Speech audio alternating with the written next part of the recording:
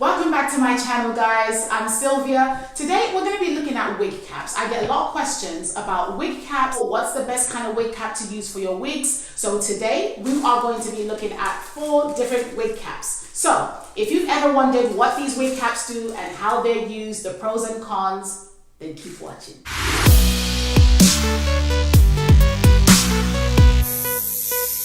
The first wig cap that we're going to be looking at today is called, well actually it's got 3 names. It's called a ventilated wig cap, it's also known as an open wefted wig cap, and it's also known as a capless wig cap. And the name capless comes from the fact that once the wig is made and the plastic is taken off, these vertical panels disappear into the wig, and so it almost appears as if to say there's no cap. And then you have ventilation in between these panels. So it's very breathable. That's one thing I love about this wig cap. It's also a classic wig cap. So these are the wig caps that were used for wig making years and years ago. So if you want that professional look, then this is definitely the wig cap for you. I also like them because they're very, very quick to make a wig on. I find that they're quicker to use than any other wig cap. So that's another pro, I would say. It's also very lightweight. So if you wash your wig, this is gonna dry in no time because there's hardly any fabric under there in comparison to something like the dome cap or the netted wig cap. The only con that I would say about this wig cap is that I find it very challenging to customize when I'm making a wig.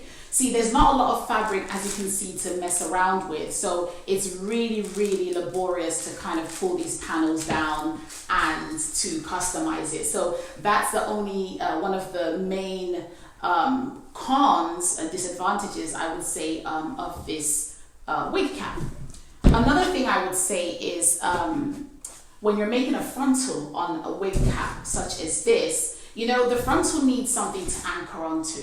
So when you place your frontal onto it like this, there's not really any fabric on here for you to sew your frontal down on. And when I used to use this wig cap to make wigs, frontal wigs, I used to actually attach a piece of netted fabric on the sides so that I would have something to sew down onto. So that's one of the disadvantages of using that. When you use it for a closure wig, as you can see, the closure would perfectly sit on top of the wig, be it a 5x5. This little space right here, I think is probably just big enough for a 5x5. The next cap we're going to be looking at is everyone's favorite wig cap. This is the dome cap. It's probably one of the most easy wig caps to use, and that's because it's spandex. You can hardly make a mistake on this because it stretches and stretches, and it, you know, even look at this. I mean, it looks small, but it can stretch to fit quite a lot of sizes. In saying that, it is still very important to use measurements, but I just like the fact that it has so much spandex.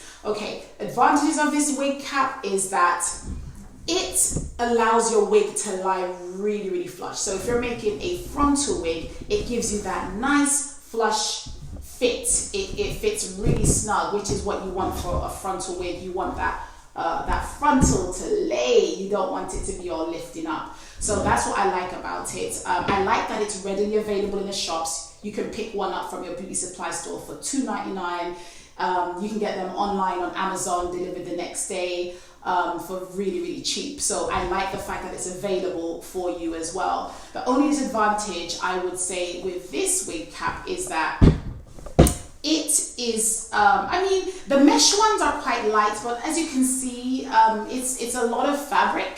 So if you use it for something like a closure wig, you know, you have more chance of feeling hot underneath your wig because of all of this. If you're making a frontal wig on it, obviously once you cut out the under part of the wig, you have this amount of cap on it. So it's not too bad, but it's still a little bit warmer than something like the capless wig cap or the hybrid wig cap. But the good thing about it is that you can use it for any kind of wig. You can use it for a closure wig, you can use it for a frontal wig. I personally just like to use it for frontal wigs. I like to use the other caps for my closure wigs. So that's the dome cap in a nutshell. So like I said, especially if you want to get into wig making, these are the caps that I currently use to teach in my wig classes. I use the dome cap and we use a zigzag stitch on these. So they're very, very durable. They last really, really long. So definitely if you want to get into wig making, yeah, definitely start on something like this. Go to your beauty supply store, grab one of these and just start practicing. The next wig cap we will be looking at is something I call the hybrid wig cap. I call it a hybrid wig cap because it's a mesh of the capless wig cap and the netted wig cap. It has some netted panel on the side and then it has the capless wig cap elements at the back. Now this wig cap is actually one of my favorites. It's one of my favorites because it has all the advantages of the capless wig cap, which is it's breathable, it's light, it's very professional looking, it's got that classic look to it. But another great thing that I love about it is that when you're making your frontal wig, you have that fabric right there to anchor it down. So if I just show you, if I position my frontal wig right here, I'm able to sew my frontal on without any problem whatsoever. I won't have any issues of my frontal unraveling if I sew it down on here. So that's one of the great reasons why I like it. Another thing I love about this wig cap is that it's customizable. Now, in comparison to the capless wig cap, which doesn't have a lot of fabric to mess with, this one has fabric hair. So you're able to pinch the fabric hair and reduce the wig cap based on your client's measurements. You're also able to make your closure wig easily on here. Just position your closure there. And again, it can take up to probably a 5x5 or 6x6 closure. There's not really any disadvantages of this cap. I can't find any. I mean, it has the straps here as well. It has the nape part here to help you to, it just helps the wig fit better. It has the ear flaps here as well, which have a thin, very thin metal embedded in there, and it also helps to keep the cap nice and secure on your head when you just give it a little bend on the temples. So I love this wig cap. I mean, it does the same thing the other one does, like I said, in that the plastic comes off. It's quicker to take off the plastic as well, which is what I love about it, so you don't spend too much time if you're inexperienced in removing the plastic. Okay, so this cap I just like to call the netted wig cap. This is, again, a traditional wig cap which has netting all over. The netting usually has some kind of elastic inside of it, so it allows stretch inside of the wig cap. It comes with adjustable straps right here. It also comes with the ear flap, with the metal in the ear flap to allow you to get a more snug fit. It has the piece at the back, the nape, to also allow you to pull down your wig to give you a better fit as well. The great thing about this wig cap is you can make any wig on it. You can place your closure on here. The good thing about this actually is that you could probably go as wide as a 7x7 closure on here because it has fabric all around here. So even if your closure came up to here, you could probably still get that on there. You could put your frontal on there easily with no problem whatsoever. Sew down your frontal.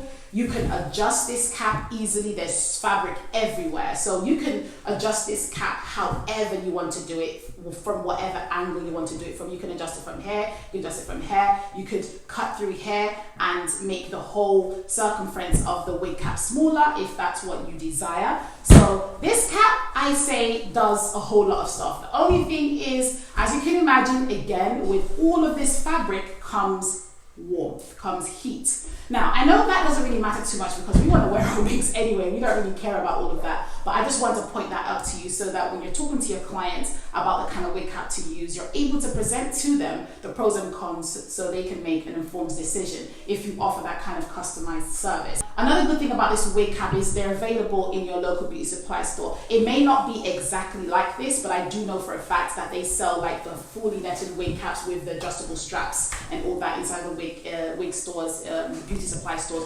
probably for about $3 to $5. So this is something that you can easily get your hands on if you wanted to. Okay, so you know I like to throw in a bonus. This is a wig cap that I recently purchased. And I did a poll on my Instagram Fabulous Wigs, and I asked you guys if you had used this wig cap before. And a lot of you actually hadn't tried it. I think it was 87% of you said that you hadn't actually tried this wig cap. So this is exactly like the hybrid wig cap. The only thing is it doesn't have the flaps, the straps, and the nape. So let me just place it on here for you to get an idea what it looks like, and the reason why I think it would actually be a good idea to use. So it has all the qualities of the hybrid cap, so you can adjust it, it's light, it's got the plastic at the back which is removable, you can place your closure on there, you can place your frontal on there, but I like the fact that it doesn't have the ear flaps, you know? Because, you know, when you make your frontal wig, you end up cutting out those flaps anyway. So you have the qualities of a dome cap in that it doesn't have the ear flaps and everything, but you have the advantages of the capless wig cap at the back. Thank you guys, that's all the wig caps that I have to show you. I hope you found this video useful. I hope you're able to use this information to inform your clients on what kind of wig caps to use if you offer that service. It's always good to have this knowledge so that you can better inform your clients. So if you enjoyed this video, please like and comment below. If you have any questions as well, drop them in the comments, and you know I'll be in there answering them. Please subscribe so that you don't miss out on my future videos. I'm definitely going to try and get these weekly videos out to you guys. So thank you very much guys, and I'll see you in the next video.